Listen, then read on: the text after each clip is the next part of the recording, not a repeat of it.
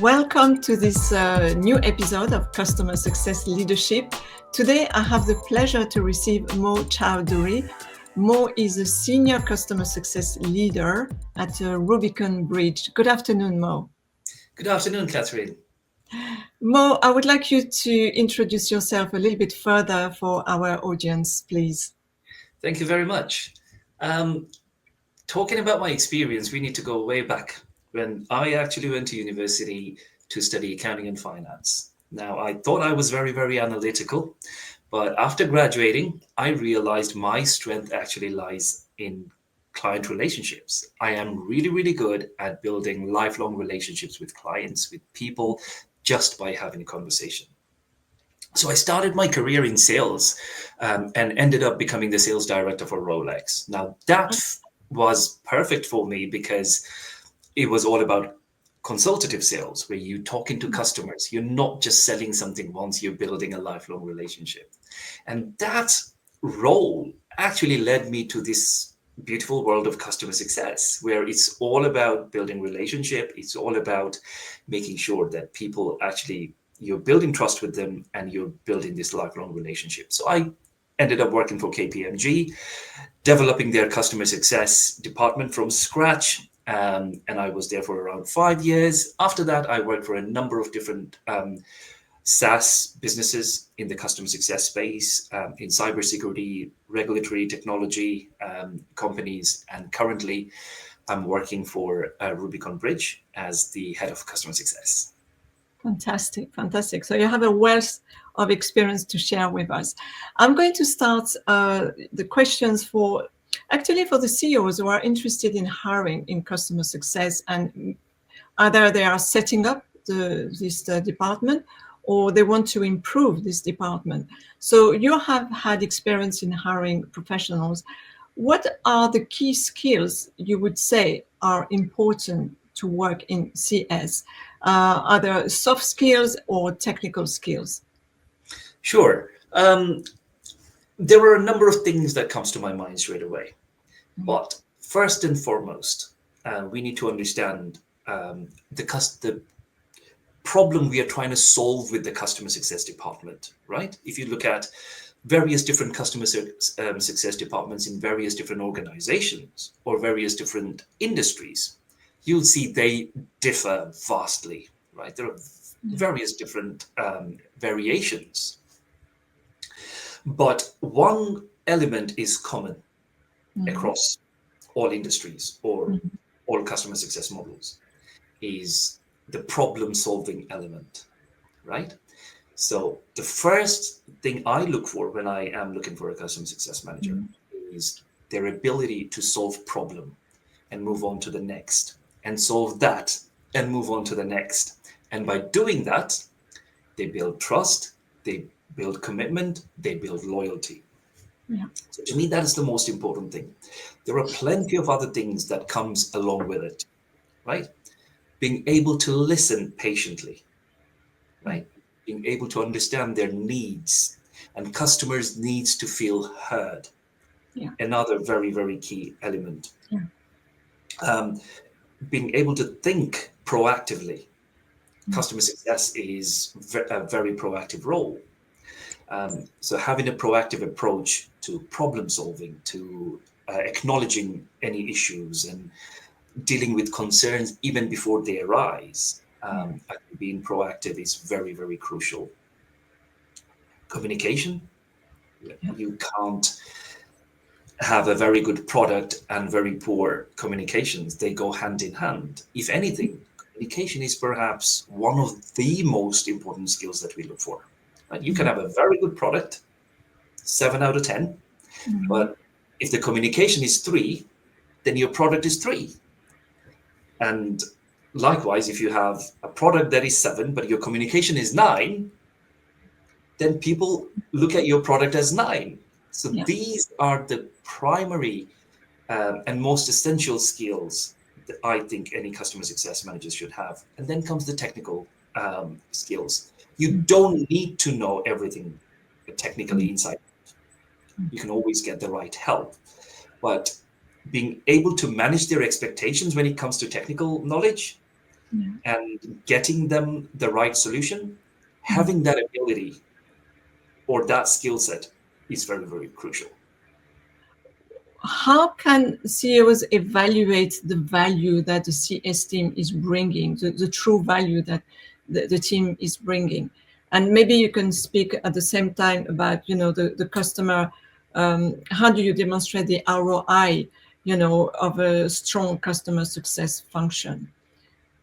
Would Yeah, you sure. like Sure. I mean, customer success division was first customer success department came to light in what, mid 90s, perhaps 1996 ish. Yeah. And the role was mainly for enhanced account managers, right? Mm. So you Mm. have this portfolio, look after them, and I'm Mm. sure they will stay. And then Mm. that started to evolve. We started to add new and new things and responsibilities towards that, which goes hand in hand, like expansion, retention, growth, then onboarding, net promoter scores. Mm. Everything started to form around that account management role. Now, it solves so much more problems than just a customer success role, right? Okay. There Mhm. are visible elements that we Mhm. can see in retention. Okay, I have 95% customer. Maintain to have 95% customers to stay with us. Mhm. My book of business was 1 million. Now it's 1.5 million growth. These are very, very visible. There Mhm. are so many invisible impacts that customer success departments have, and Mhm. they're very, very profound. For example, in the sales cycle, customer success managers can add a huge value. Of course. Enterprise customers really want to know what does the support look like when they sign the deal, right? Mm. What is the onboarding look like? What Yeah. sort of support can they expect? What sort of hand holding can they get? So customer success managers can sit on those sales calls and Mm. tell them, reassure them that this is what sort of support they're going to get. And that reassurance often helps them sign the deal. Then same goes for customer support team. We can take so much away from them Yeah. and tailor it in the customer success department. Same Mm. goes for marketing, Mm. right?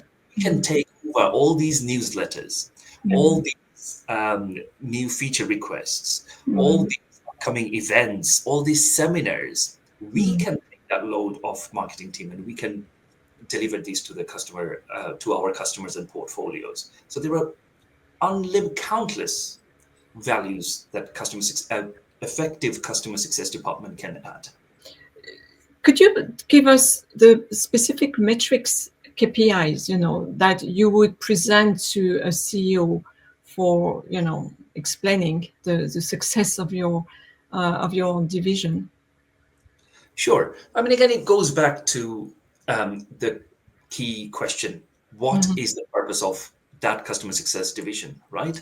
We see Right. various different organizations having various different objectives. Some of Mhm. them want to focus on retention, which is Mhm. very, very commercial, upsells, add-ons. Some organization wants to focus just on the service element. No, Yeah. you provide extraordinary service to them, and then everything else will be looked after by the commercial team. So it all depends which direction you want to take. Yeah. But overall, either way, whether you're Mhm. working hand in hand or you're working as one unit, Mhm. number one metric that we should look for from a customer success department Mhm. is retention. Yeah. Through our service, what percentage of customers are staying with us? Mhm. And then expansion. If my book of values are 2 million, but I have so many additional products and services that can enhance their service and their work, why aren't we selling it to them? Why aren't we taking it to 2.5 million? So Mhm. expansion. Onboarding is another key thing we often don't talk about. Mhm. How quickly and effectively we can add value to our customers. What is onboarding? Right? It's Yeah. important that we understand what onboarding is. Onboarding means when the customer gets or receives their value, their Mhm. first value from the platform, right? They want to achieve something, they achieved Mhm. a part of it, but they achieved some value. That's when that customer is onboarded. And we Right. can quick and efficient about it. Mm. If it's a 12-month subscription, we need to do it sooner rather than later. Right? Again, Mhm. it can be very, very complex in some organizations. It could take months. Sometimes it takes years to onboard Really? customers. For some products? Wow. Some cloud-based products could take 12 to 18 months because they have to make and build custom-built APIs, and it Yeah. can be very, very complex. Okay. However, they can get values from a much early stage. Yeah. So these are the key metrics. Mm. Referrals. Mm-hmm. I don't see any reason why customers shouldn't be your advocate when you're doing everything right. You know, Yeah. Yeah. go shout and brag about the amazing services that we are providing you. Net Right. promoter scores, all these things play a big part in shaping the metrics. What about the reputation of the firm? Because nowadays there are lots of websites where people can, put their reviews on specific, B2B, B2C products. So is this a KPI which is measured or not really? It's more like intangible. Um, it is perhaps the most valuable intangible assets people can have, Mm-hmm. right? Mm-hmm. And I will tell you what I mean by that. Customer success managers build reputation by building communities. Mm-hmm. What is a Mm-hmm. community? Community is a group of people with shared values and beliefs, right? What Mm. is a country? Country is a group of people with shared values and beliefs. What's a company? It's a group of people with shared values and beliefs. Let's take Apple for an example. Their customers are a group of people with shared values and beliefs that even your phone looks the same as last year, I'm still going to queue up and buy it. Even your camera is perhaps this year not better than Samsung, I'm still going to queue up and buy it, right? Yes. It's Yes. that shared values and beliefs that this is who I am. Correct. That's what customer success managers do. And Mm. that is the intangible assets that they create. I mean, Mm. think about it. People put Harley Davidson logo Mm-hmm. tattoos on their arms, Mm-hmm. corporate logo. Yeah. It's a corporate logo.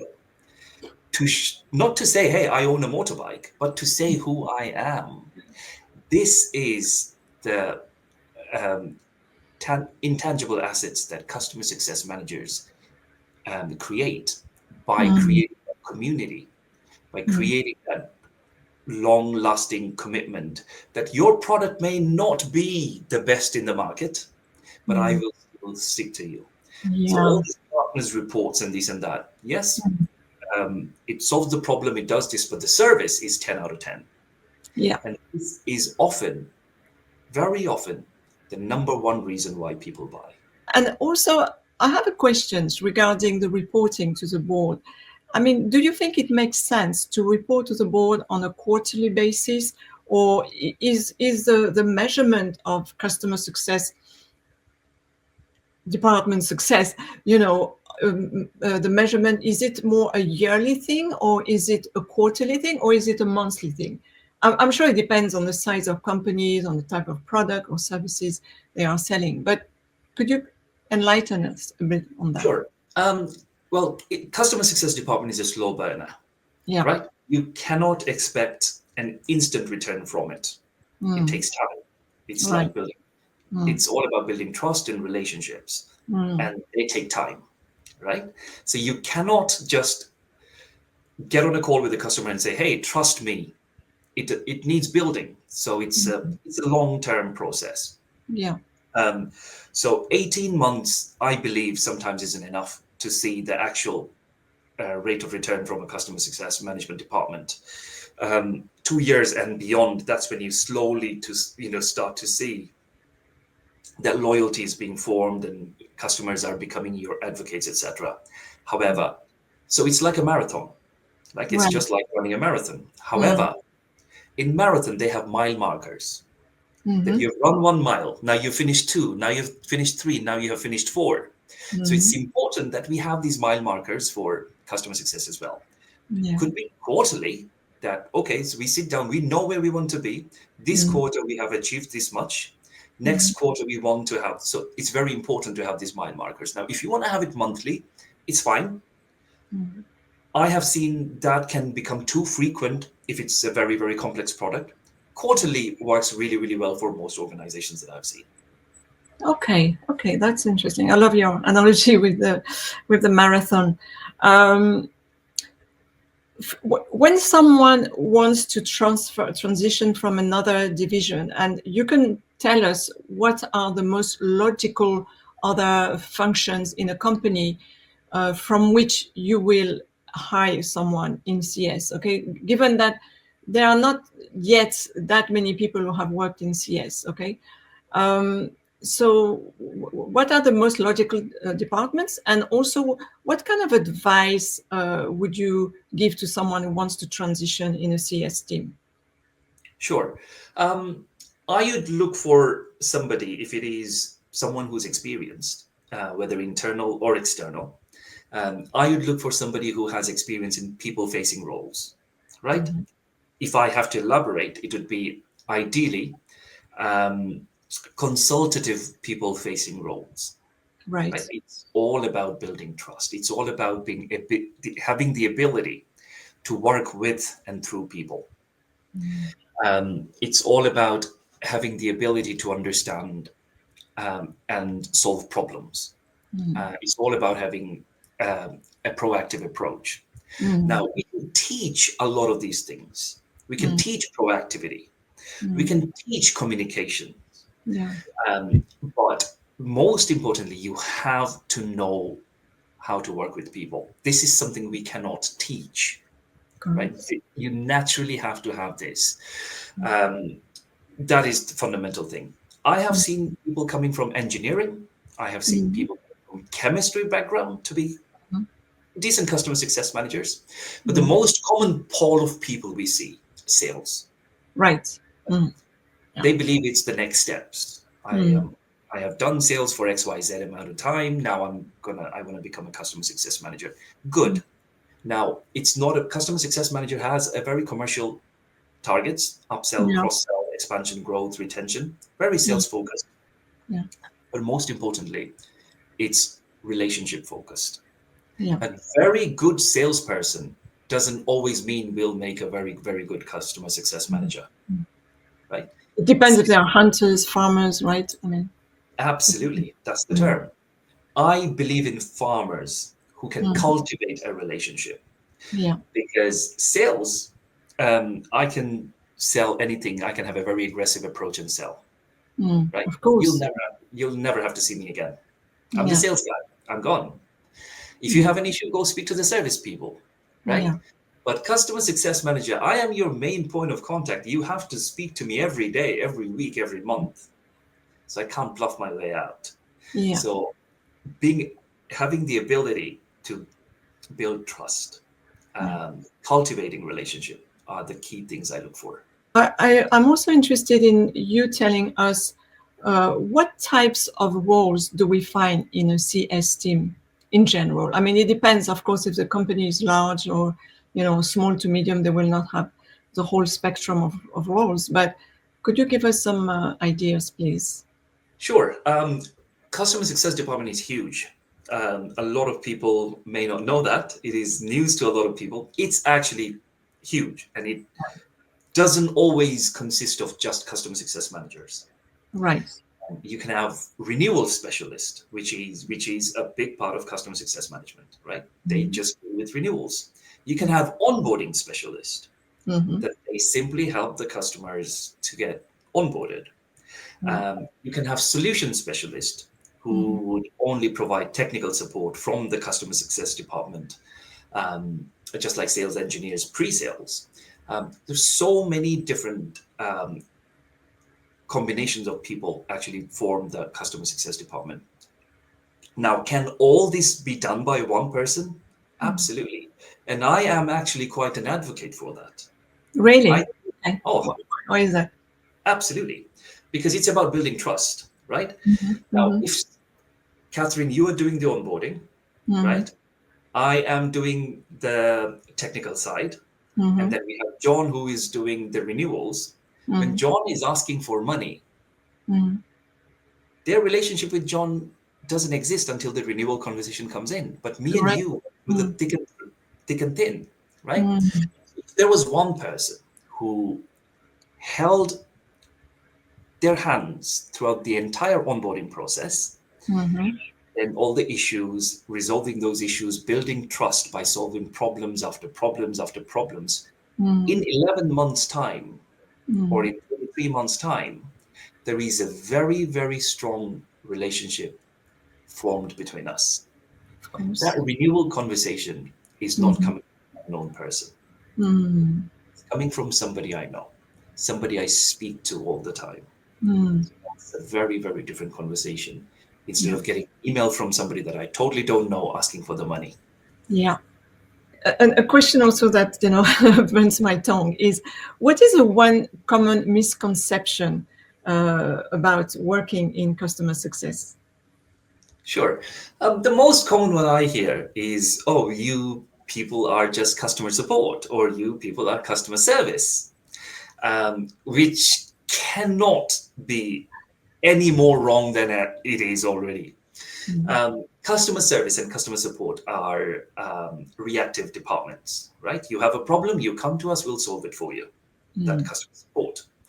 Customer success is proactive, Mm. right? I will reach out to you even when you don't have any problems. I will work with you when you do not have any problems. I Mm. will work with you to solve the problems even before they arise, right? And the next one, and the next, and the next. I will do quarterly business reviews with you. I will talk about expansions. I will talk about your success. Mm. So, service is very, very task focused. That this Mm. is the task. You come to me with the problem. This is the problem. I just solve this. Customer success is results focused. What is the result of this and the next and the overall game plan?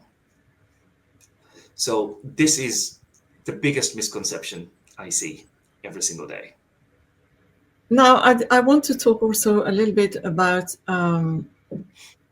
what has been in your career your most rewarding and your most challenging times in CS. Sure. Talking about challenges, I think when we work so closely with all these businesses, right? We handhold them, we onboard them, we help their growth, we help with their expansion, and we nurture them throughout the year after year after year sometimes. Mm-hmm. And some, because of some exogenous shocks, some external factors kick in, like pandemic, we had, or mergers and acquisition comes in and grasps that business and take your baby away. That's how you feel, right? Yeah. The business is closing down for no fault of your own, none. You've done everything right, but that business is still pulling the shutters down. Yeah. That can be very, very challenging because we take it very personally, right? Mm-hmm. We work hours after hours after hours to retain that business, to help this business grow, and then it's snatched away from you all of a sudden. It is always challenging, and I think pandemic was perhaps the most challenging times I went through personally as a customer success manager. But also, what keeps us going? Why do we still do it? It's the reward that we see, right? It is very, very fulfilling when we see that when we put in the hours, when we put in the work, the Mm-hmm. customers actually appreciate our work. The customer Right. actually see Right. that this platform itself wasn't enough. Mm. They needed us. The Yeah. platform is great, but without a good customer success manager, this platform wouldn't work. Yeah. So when customers realize that, Mm-hmm. very, very fulfilling. This is very, very rewarding. And it all reflects on your retention. It all reflects on your upselling. It's all reflected on your net promoter score. Right? When the job is done right, Yeah. your NPS is always high. Yeah. The other thing also that comes to my mind when it's with CS is when you have a customer's expectation which is not fulfilled, which is not met, because they have been promised some stuff, but the product cannot deliver yet. How do you handle those situations? Sure. It's quite a common battle that we see. Yeah. and this battle can be very, very brutal in some organizations, right? With a lot of respect and sympathy for our sales colleagues, I know they have a very aggressive sales target, right? So Yeah. they often sell a solution that doesn't exist. It Mm-hmm. happens every day. We see it Mm-hmm. in a lot of organizations. We sell packages that was not necessary. The customer could have done with a silver, but they had to sell a diamond because that's the right thing to do for their quota for that month. And then when they come to us, like, okay, but it doesn't solve the problem. What do we do? Mm. It's very important that we do not overpromise and underdeliver, right? Right. I Right. would rather underpromise and overdeliver every single day, because once the trust is broken, it's gone. Now, we have tools within our toolbox as CSMs, customer success managers, that we have feature requests. Oh, it Mm-hmm. doesn't work right now, what you're trying to achieve, but I'll add a feature request and we'll add it to the pipeline. It's Mm-hmm. coming next year, it's coming next quarter, it's coming in next 2 years, it's coming in next 3 years. And the customers are hoping that it does. Yes, some of them are praying that it does. Yeah. 3 years goes, 4 years goes, 5 years goes by, and there is no such thing. They get so frustrated, they start looking for alternatives. And I can give you an example of my career when I started doing public speaking. One of the organizations approached me and said, "Mo, we'd love you to come and speak to us on this leadership summit, and these are the areas that we'd like you to cover." Now I looked at it, Mm-hmm. I told them that, hey, I can deliver number one really, really well. I Mm-hmm. am extraordinarily good in number two. Mm-hmm. Three, I'm okay. But number four, I will struggle. Mm-hmm. It's not within my expert area because it's in pharmaceuticals. I can get you another guest speaker to cover that slot. The first thing they said, Mo, everybody we reached out to, they all said, yeah, I know 1, 2, 3, 4. I can do 1, 2, 3, 4. I can do all of them. You're the first person who said, I can't do number four because I don't know.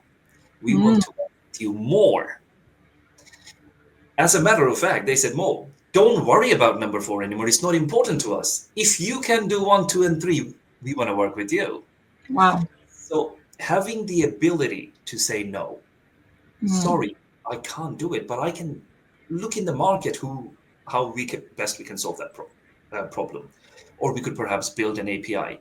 Yeah. So be honest, be Mm-hmm. brave enough to say no, we can't do it. Mm-hmm. But we can try and figure it out how best we can do it. That will not only make the customer happy, but also build trust and work in the long run. Yeah, absolutely, absolutely. Congratulations for your transparency, and it's rewarding. It's great. It's been rewarded. I want to say. Of course. Um, what strategies have been the most effective for improving customer retention? Sure. Um, as I was giving you the example earlier, right? Having one robust customer success division is far more important than having 2 or 3 verticals, right? Mm-hmm. Having one person to do the onboarding and offboarding, which is onboarding and renewals, Mm-hmm. is far more effective than having multiple people doing various different Okay. things. Mm-hmm. Again, the trust element, as we discussed earlier, one person builds the trust, they go through thick and thin. When it comes to renewals, they have a very strong understanding. This approach works really, really good. The other one that I implement in every single organization I worked, either as a full-time employee or as a consultant or as a contractor, is the 30, 60, 90 day, Okay. right? We often see businesses having a 12-month subscription, and they do the onboarding. They handhold the customers throughout the first 11 months. Mm-hmm. 30 days before they say, hey, by the way, your renewals are due in 30 days. Um, this is how much you owe us. So can you send us the PO? And there is customers like, yeah, I wasn't expecting that. I wasn't sure. I wasn't ready. We've already passed the budget. We didn't add it to the budget. You hear 101 objections, right?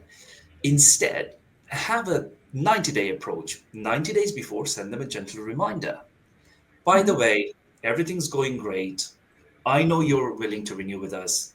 Just so you know, you can add it to your budget. This is how much the renewal is going to cost. You still have 60 days. If you have any problems, let us know. 60 days before you get the confirmation, 30 days before you get the purchase order. And I have noticed organizations where they were churning 22%, 21%, they reduced it to 6 to 7% just by deploying 30, 60, 90 days. Oh wow, this is a fantastic strategy to adopt, I think, in CS teams. We talk a lot also about obviously CS being quite instrumental in upselling and cross-selling and add-ons. I mean, you've mentioned yourself. So how do you balance the customer retention efforts with this, identification of opportunities in these three areas? Sure. I think they all go very hand in hand, to be honest. Yeah. I think if you are retention focused, Mm-hmm. anything that you want to sell will automatically work, and they go hand in hand. If the customer really like your product,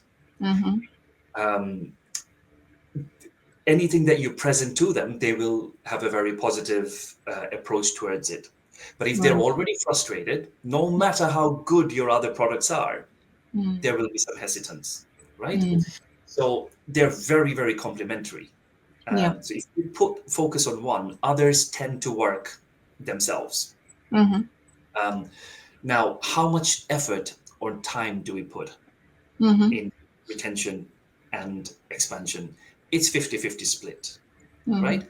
Sometimes also it's the ability to say no, don't, it's not going to help you. That is just as important as having a very strong upselling opportunity. One of the easiest example I use is the departmental stores, right? That's how departmental stores was created. It's a one-stop shop. We get there, we buy everything, and we come home. So if you have a product that is really good, customers really like it. If you have other products that you, as a customer success manager, see value, why would they shop elsewhere? Right? They are already your advocate. Yeah. So you're getting the retention as well as upsells and add-ons. Yeah. Another thing also I want to discuss is how do you, because customer success, I think they have a lot of pressure. And I can imagine there is a good amount of turnaround in those teams. So how do you yourself more keep your team motivated and, rightly engaged so that they stay in the company? Sure.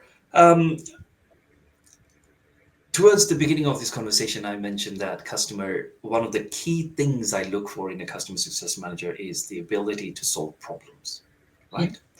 And we solve that, move on to the next, solve that, move on to the next, solve that. So what we are constantly doing is dealing with issues, solving problems, one after another. This can be very exhausting. Now, how do we keep it motivated? Do we simply focus on who's hitting the numbers? Do we simply focus on who's getting all the retentions every month or every quarter, whatever metric that we use? Or do we look at their behavior as well, right? Sometimes particularly we see that a lot in sales focused customer success departments or even sales organizations, that people cutting corners, demonstrating good, bad, and ugly behaviors to hit their targets, right? We give them bonus, we give them commissions, we encourage this sort of behavior. And then on the contrary, we see other colleagues doing just right, demonstrating good values, good behavior, and their performance going up and up and up, and they miss the target by 3% or 4%. They hit 96%, they hit 95%, but on a relative scale, they just are short, and there is no bonus for them. There is no reward for their good behavior, right? So we are rewarding all the toxic behavior sometimes, who are cutting corners and selling things that they shouldn't sell, selling packages that they shouldn't sell to hit the target, and we are clapping them. We are promoting them sometimes, right? Okay. Yeah. Um, so we need to have a broader approach. We need Mm. to see that we need to realize first that there are 101 metrics for us to Mm. measure performance, but Mm. there is negligible to no metric to measure trust or behavior, right? So Mm. we need to find the right balance. And once we find the right balance and we reward behavior, you automatically build a trusting culture, which is motivating, right? And I'll give you a small example. Once there were two lumberjacks, Mhm. go to the forest to chop wood, and they both started at the same time. Mhm. They finish at the same time, Mhm. and one of the lumberjacks would take 1 hour break in the middle of the day. And days goes by and months go by. The one of the lumberjack notices that the one who takes a break in the middle always chops more wood than the other one. So one day he asks that we both start at the same time, we both finish work at the same time. You go away every day for 1 hour. I work more hours than you do. How on earth do you still chop more woods than I do? And that lumberjack said, because I go home for 1 hour to sharpen my axe, right? Wow. I go Mm. home to sharpen my axe. That's why I chop more woods. So this is one thing we need to do to Mm. create rewarding and motivating culture. When you are getting bombarded with problems and solving them, go sharpen your axe, take a break, and come back with more energy. You will solve all the problems, the motivation will be there, the team spirit will be there, and that will be, um, it spreads. When you create that culture, it spreads Mm. across the entire Absolutely. organization. Absolutely. This is you demonstrate a very strong leadership skill there. I like that a lot. More now. So we've talked about burnout. I would like to discuss now the top tools and technologies you are using in CS, and also if you can tell us a little bit about what you think of the impact of AI in your function, over the next year and 5 years. I've heard silly stories like one of director of CS has told me that his company completely shut down the CS department, and they bought a lot of AI tools, and they were hoping to be able to survive like that. So that was quite shocking for me to hear that. But what are your thoughts Yeah, on I that? mean, it doesn't surprise me that there are fear out there, but Mm-hmm. am I equally scared? Perhaps not. Mm-hmm. Now, to talk about tools, customer success managers need the right tool. Absolutely. Mm-hmm. It's crucial that we have the right tools in place for us to be able to do our job properly. Now, what exactly are we trying to do as customer success managers, right? We're building relationships, we're building trust. For Mm-hmm. that, we need an overall view of the entire customer journey from start till the end. Mm-hmm. Now, if we have a very good CRM where we are recording everything, we can pull all the analytics, we can pull all the reports, we could see a customer health. Are they red? Are they amber? Are they green? Are they happy? Are they unhappy? Mm-hmm. If there are elements which would indicate those things in the Mm-hmm. CRM, happy days. I saw many organizations failing big time, particularly with the customer success department, just by not having the right tools. They use a very good sales CRM, Mm-hmm. right? Very, very good for sales, all the sales funnels and everything, maintaining sales management, but Mm-hmm. it's not a good enough tool for customer success management. And when they want to combine both together, it doesn't work. So I am a good advocate, big advocate for good customer success tools like Vitali. Salesforce is one of the tools Yeah. that solves both of the problems. There are things like Mm-hmm. HubSpot, Monday, so many other good CRMs. I think for a robust customer success department, you need that. Now, AI. Can AI help? 100%. It can enhance customer success department every single day using all these tools, HubSpot and Salesforce and Vitali. You can have AI integration that if it is green, do this. If it is red, do that. If it is amber, do this. Notifications and automations. Great. But can it take away the customer success department? Absolutely not. I do not see that happening even in the next 25 to 30 years. And I'll tell you why I say that. AI is a very, very reactive yet proactive tool. If you set sequences, it will work proactively. In other words, automation, right? Customer success is a very proactive approach. It's not reactive at all. You have to reach out to your customers even when things are okay, even when things are good. Now, how can you build trust with AI when building trust is the number one objective of customer success managers? Right? I'll give you an example of a vending machine, right? You go to a vending machine and buy yourself a coffee. It could be a touch screen vending machine. Everything's there. You want a latte or a cappuccino, sugar or no sugar, caramel syrup or chocolate syrup. Everything's there. And you take and it comes up, your coffee comes out. When was the last time you've heard somebody coming to you and saying, Catherine, oh my God, the service in that vending machine is so good, you got to go try it. It just doesn't happen. No one gets excited about the service in the vending machine. It's automation. It's the machine. Even if the coffee is really good. Hey, the coffee is really good there, by the way.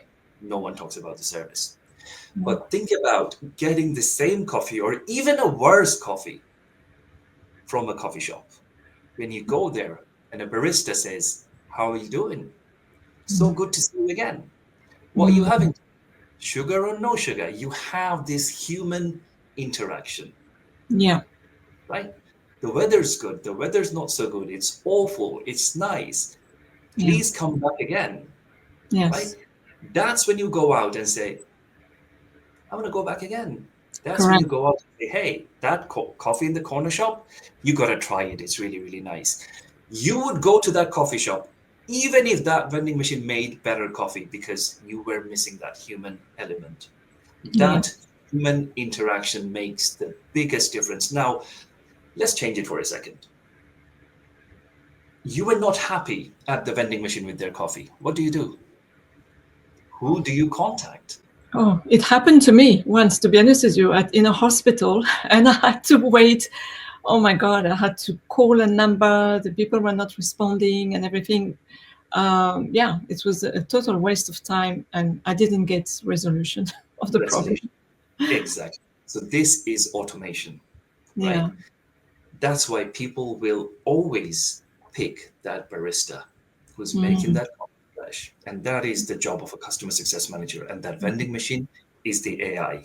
It can do the job, but the trust, the loyalty, the commitment, it won't be there. I love this analogy. It's really, really good, actually. Now, I think we are going to conclude with one of my favorite questions is, can you share a success story where your team made a significant impact on a customer business outcome? Sure. We do it every single day in, day out, sometimes realizing it, sometimes by not realizing it, right? We, again, depending on the sector, depending on the industry, we are making a difference. Now, when do we realize it? When do we feel fulfilled? One thing I would say to any upcoming customer success managers is join a business where you believe in the product. When you believe in the product that you sell or you service or you work as a CSM, there is a different sort of fulfillment. I would like to go back to one of my early days in customer success management when the impact was so profound that it still touches me every time I think about it. So it was in a cybersecurity company, and I was looking after all the big whales and shark accounts in the enterprise level. And they purchased our product because they sensed some sort of threats, cyber threats within the organization. It was post-pandemic, so everyone was getting a lot of cyber attacks. And they purchased us. And when they initially did their assessment, their risk score was roughly around 11, 12%. That means 11 or 12% of the organization, which has 8 or 10,000 employees, were at risk or vulnerable. Right. So we rolled out a very, very comprehensive training plan for them. That from there, we will get it down as much as possible.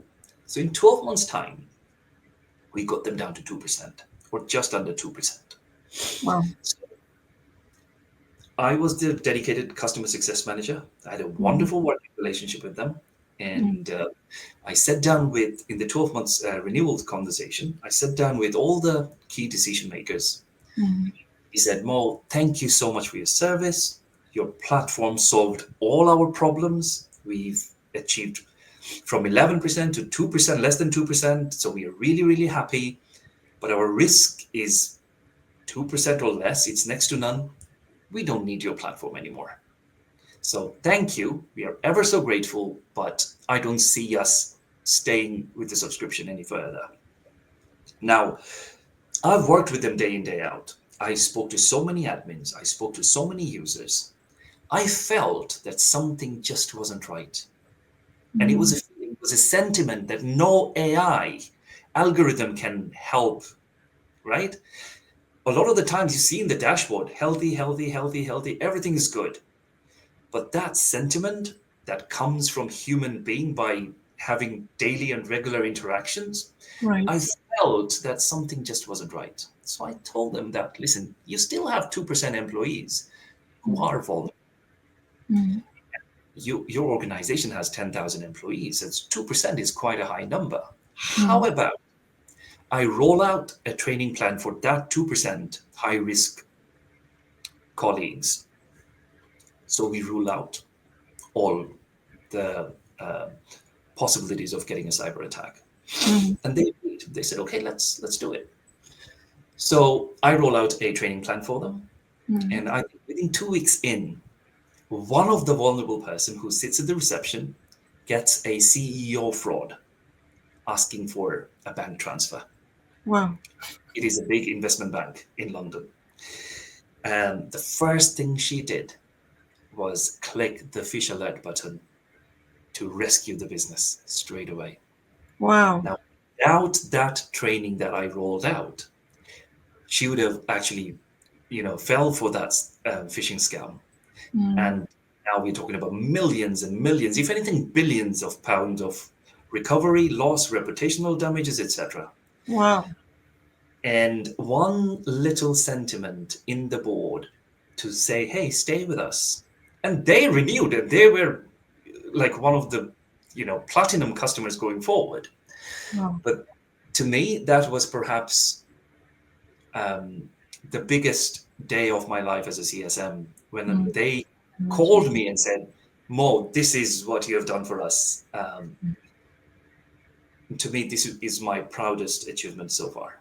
I can imagine. And that shows that, AI would not have been able to, to have this intuition you had. You were assessing the situation from a human perspective, and, things turn out really, really well. So I love this story.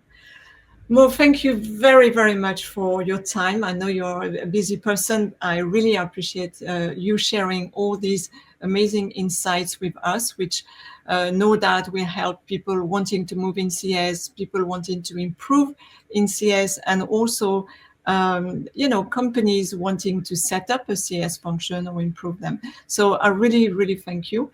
And hopefully we'll have another podcast, maybe in a few months' time. I will put your contact details at the end of this video, and people can also find you on LinkedIn, right? That's correct. Thank you so much, Catherine. I really enjoyed our discussion. Okay, my pleasure. And thank you everyone for listening. Until our next Customer Success Leadership podcast, I wish you well. Bye for now. Thank you. Bye.